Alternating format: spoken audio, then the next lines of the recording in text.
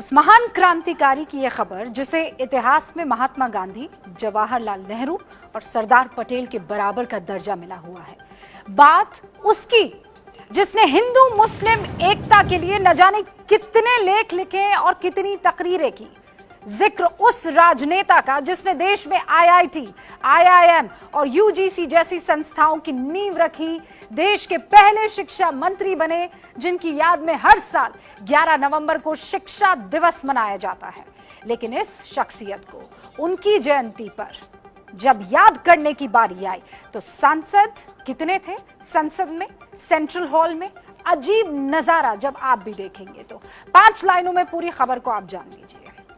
11 नवंबर यानी कल देश में मौलाना अबुल कलाम आजाद की 130वीं जयंती मनाई गई। आयोजित कार्यक्रम में सिर्फ और सिर्फ 3 सांसद पहुंचे। श्रद्धांजलि देने सिर्फ गुलाम नबी आजाद, विजय गोयल और सत्यनारायण जटिया पहुंचे। पीएम मोदी मौलाना आजाद को ऐसा नेता बता चुके हैं जिन्हें परिवारवाद की राजनीति में भुला दिया गया। मक्का में जन्मे मौलाना आजाद नेहरू कैबिनेट में 1947 से 1958 तक शिक्षा मंत्री रहे थे।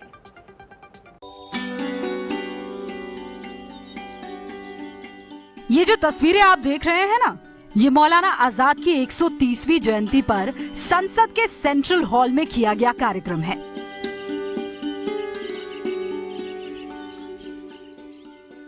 श्रद्धांजलि देने सिर्फ 3 सांसद पहुंचे।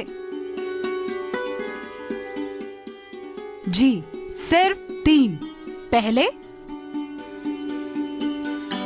दूसरे और तीसरे। यानी जिस प्रखर राष्ट्रवादी राजनेता ने देश की आजादी में अहम भूमिका निभाई, उसे याद करने का वक्त सांसद नहीं निकाल पाए। लोकसभा और राज्यसभा को मिलाकर इस वक्त कुल 778 सांसद हैं और इन तमाम सांसदों के वेतन भत्तों और सुख सुविधाओं पर सरकारी खजाने से बीते 4 सालों में 19 अरब 97 करोड़ रुपए खर्च हुए हैं। लेकिन इन सब सुविधाओं के बाद भी सांसद मौलाना आजाद की याद में किए गए कार्यक्रम में नहीं पहुंच पाए। वो तो बहुत ही अफसोस हुआ कि 2 एमपी थे कुल, मैं और एक एमओएस पार्लियामेंट्री अफेयर्स, और तो कोई पार्लियामेंट की तरफ से था नहीं, और सत्यनारायण जी के 3 एमपी थे। किसने भुला दिया सत्ता में आकर, वो तो अंदाजा आप लगा ही सकते हैं। आज तो होना चाहिए था उनको। हर पार्टी ने मौलाना आजाद को भुला दिया। हालांकि संसदीय कार्य राज्य मंत्री सांसदों का बचाव करते दिखे। संसद का सत्र नहीं चल रहा है, इसलिए मैं समझता हूँ सांसद अपने अपने क्षेत्र में होंगे, शायद इसलिए उसमें कम होंगे। तो क्या मौलाना आजाद के जरिए कोई वोट बैंक नहीं सधता, इसीलिए उनकी कोई पूछ नहीं रही? लगता तो यही है।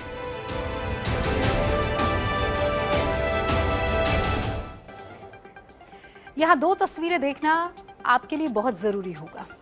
एक सिर्फ 11 दिन पहले की और एक कल की है। सरदार पटेल की जयंती पर गुजरात में नर्मदा किनारे उनके 182 मीटर ऊंचे स्टैच्यू का अनावरण हुआ। पीएम समेत कई मंत्री संतरी वहां पहुंचे। लगा जैसे कोई राष्ट्र पर्व मनाया जा रहा है। लेकिन मौलाना आजाद की 130वीं जयंती पर संसद के सेंट्रल हॉल में उन्हें श्रद्धांजलि देने सिर्फ 3 सांसद ही अपना समय निकाल पाए। कांग्रेस का तो सिर्फ एक ही सांसद था, जबकि 11 दिन पहले सरदार पटेल की जयंती पर सेंट्रल हॉल में उन्हें श्रद्धांजलि देने के लिए कांग्रेस अध्यक्ष राहुल गांधी, यूपीए अध्यक्ष सोनिया गांधी, उनके साथ कई बड़े कांग्रेसी नेता मौजूद थे। लाल कृष्ण आडवाणी भी थे वहां पर, उनके साथ भी बहुत सारे वरिष्ठ बीजेपी नेता वहां जमा हुए थे। तो क्या अब हमारे राजनेताओं की राजनीतिक हैसियत भी उनके वोट बैंक को देखकर तय होने लगी है? कांग्रेस अगर सरदार पटेल पर अपना हक जताती है तो क्यों मौलाना आजाद को भूल गई? और बीजेपी अगर सरदार पटेल को अपना कहती है तो वो मौलाना आजाद को कैसे भूल गई? ये सवाल तो है ही। तो मौलाना आजाद प्रखर राष्ट्रवादी थे। 12-13 साल की उम्र में ही पत्रिका के वो संपादक बन गए थे। 1912 में उन्होंने अल हिलाल नाम की एक पत्रिका निकालनी शुरू की थी। इससे वो अंग्रेजों की आंखों में चुभने लगे थे। उस वक्त उन्होंने हिंदू मुस्लिम एकता की बात की तो अंग्रेजों ने मैगजीन पर पाबंदी लगा दी। अबुल कलाम रुके नहीं, वो मानने वाले कहां थे। उन्होंने अल बलाग नाम से दूसरी मैगजीन की शुरुआत की। वो सांप्रदायिक सौहार्द को सबसे जरूरी मानते थे और इस दौर में जब राष्ट्रवाद और राष्ट्रद्रोह जुमलेबाजी बन गए हैं, आपको ये जरूर जानना चाहिए कि मौलाना आजाद के बारे में गांधी और नेहरू क्या कहते थे और खुद मौलाना आजाद राष्ट्रवाद को लेकर क्या सोचते थे। आप कुछ ऐसी बातें जानेंगे जो आपको नहीं पता होंगी। ये इस खबर के पीछे की खबर है और हमें इसे बताने में कोई नहीं रोक सकता है। हम इसे बताने में कतराएंगे नहीं। कोई जमात ऐसी नहीं कि जिसके दामन पर खून का धब्बा न लगा हो। मैं आपसे दरख्वास्त करता हूं कि जिस दरवाजे से ये फिरका परस्ती आई है, उस दरवाजे को बंद कर दें। ये मौलाना आजाद की आवाज है। उन्हें जब भी मौका मिला फिरका परस्ती रोकने की कोशिश की और लोगों को जिम्मेदारी का एहसास कराया। तो जिंदगी का मानी यही है कि हम बोझ उठाएं और बोझ इस तरह न उठाएं कि घबराए हुए उठाएं, मर्दों की तरह हिम्मत के साथ उठाएं। जब देश बट रहा था उस वक्त भी हिंदू मुस्लिम एकता के सबसे बड़े पैरोकार थे मौलाना आजाद।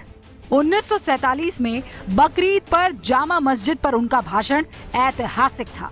उसे सुनकर पाकिस्तान जा रहे हजारों मुसलमान यहीं रुक गए थे।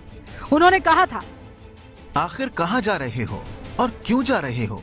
ये देखो, मस्जिद की मीनारें तुमसे उचककर सवाल कर रही हैं कि तुमने अपनी तारीख के सफ़ात को कहाँ गुम कर दिया है। अभी कल की बात है कि यहीं जमुना के किनारे तुम्हारे काफिलों ने वजू किया था।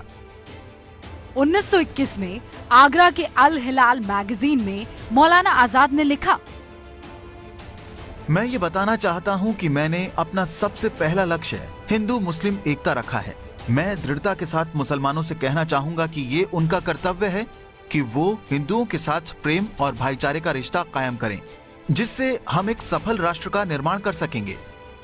नेहरू जी से लेकर महात्मा गांधी तक मौलाना आजाद के मुरीद थे। नेहरू जी ने डिस्कवरी ऑफ इंडिया में लिखा, भारत में राष्ट्रवाद के बारे में छिड़ी नई बहसों को देखते हुए मौलाना आजाद जैसी शख्सियतों के बारे में पढ़ने पढ़ाने की जरूरत है। 18 मई 1940 को सेवाग्राम में गांधी जी ने मौलाना आजाद के बारे में लिखा, इस्लाम का जितना ज्ञान उन्हें है उससे अधिक किसी को नहीं होगा। उनकी जितनी दृढ़ श्रद्धा इस्लाम में है उतनी ही दृढ़ श्रद्धा राष्ट्रवादिता में भी है। लेकिन राष्ट्रवाद का यह असल ब्रांड एम्बेसडर खोखली बहस और नारेबाजी के बीच सांसदों को भी याद नहीं रहा। ये देश का दुर्भाग्य ही है। आपको कभी मौका मिले तो जामा मस्जिद पर मौलाना आजाद का दिया भाषण जरूर पढ़िएगा। इसी भाषण में हजारों मुसलमान से उन्होंने कहा था कि आओ कसम खा लो कि ये मुल्क हमारा है, हम इसी के लिए हैं और उसकी तकदीर के बुनियादी फैसले हमारी आवाज के बगैर अधूरे ही रहेंगे। लेकिन ये भी सच है कि आज कहाँ किसी को मौलाना आजाद याद है, उनकी बातें याद है। वो कई साल तक कांग्रेस के अध्यक्ष रहे, लेकिन संसद में उनकी जयंती पर सिर्फ एक कांग्रेसी सांसद पहुंचा। ये देश का दुर्भाग्य है और इस खबर का मास्टर स्ट्रोक यही है कि वोट बैंक के चक्कर में मौलाना आजाद का अपमान हुआ है। ये है एबीपी न्यूज़, आपको रखे आगे।